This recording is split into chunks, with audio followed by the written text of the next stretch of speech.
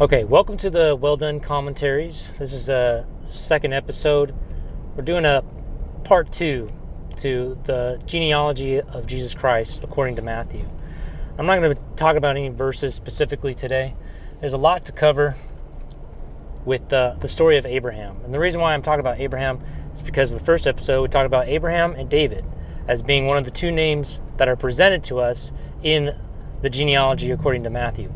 And so why that is important and why I don't want to skip over it and why I'm not going to go ahead and read a bunch of verses trying to compact this into, roughly 10 minutes. It's because Abraham has a very important message prophetically and obviously the title of Christ being the Messiah, right? Abraham, specifically in his situation, gives us a perspective of the gospel and the perspective of the Father. Why is that relevant? Because Abraham is prophetically a father, right? He is a father of many nations. He was promised by God, which we kind of covered in the first episode of the promises of God to Abraham, that he would have many descendants, right? And so the reason why I bring it up as far as the perspective of God the Father, I think he wants us to know how important Christ is to him, right? He is God the Father, and Jesus is the Son of God. If you look at it, the story in of itself, right? I'm not going to even read the story. There's a lot to it, and I'm just going to give you the gist because it's a very familiar story. Abraham, who was promised many descendants, God made him wait until he was way late in years, right? His wife was beyond childbearing years, virtually impossible for them to have a child. And so the fact that God made him wait so long that even Abraham and his wife tried to take things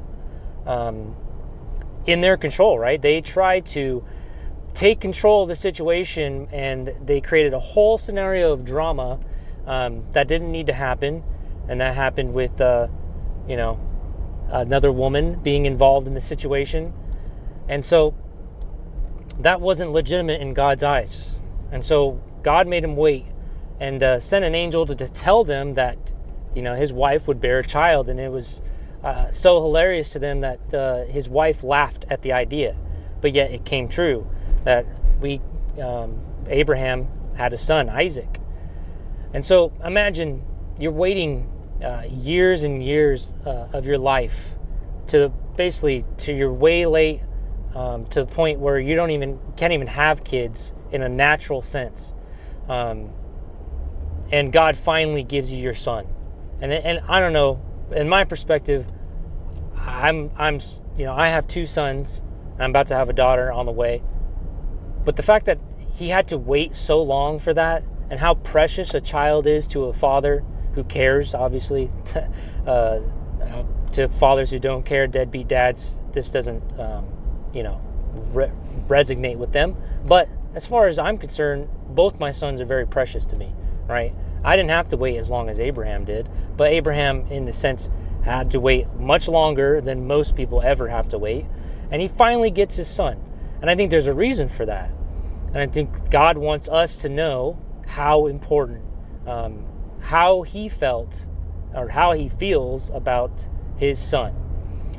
And so Abraham, of course, was told that he would have to sacrifice his son, right? This is obviously not something God was going to let him go through, but in a form of way, it was a test.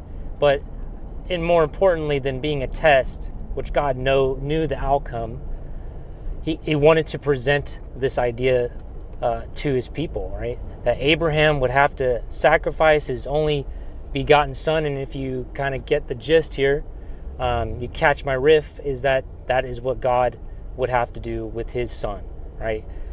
His son, who he loved, his only begotten son. And think about what that entailed, not just the fact that Abraham would have to sacrifice his son, but the promise of God finally coming true, that he would have a son, and then his son would have children, and children, and children, and beyond that, and so on and so forth, right? He would have children. and he would finally become a father of many nations. And yet God is in a way telling him that he's going to or not telling him, but he's going to have to sacrifice his son. So how is that going to be possible? He finally gets his son, and now he has to sacrifice him. And so seems that God stacks things up against Abraham in understanding how this could ever be possible, that he would be a father of many nations. And so you can imagine how precious Isaac was to Abraham, naturally, and also, through the promise that God gave him. And so that is the idea here, right? That how precious Isaac was to Abraham is how precious Jesus is to God the Father, and that he would have to sacrifice his son. And of course, we know that the story goes that God intervenes right before Abraham was about to slay his son, and there was a ram in the thickets nearby. And I think the message is right here at this point in time, right? That God provided that ram that replaced Isaac, his son. And so they named the location where he was going to sacrifice his son, and instead sacrifices the ram, names the location, the Lord provides. And that is the message of Abraham. The Lord provides, and he's going to provide his son, which he did in the long run. And what happened 2,000 years ago, roughly, that God provided his son. And that it was it wasn't an insignificant sacrifice. It was a very significant sacrifice. It was a big deal. Jesus was very precious. And for God to sacrifice his son for us, for the sins of the world, carries more weight than we could probably ever imagine. Especially from a perfect God. I'm an imperfect father, and and I care about my sons. I dread ever thinking about them being hurt or something happening to them. Whereas, Christ, who was perfect, and God, who is perfect, managed to sacrifice his son on behalf of the sins of the world, right?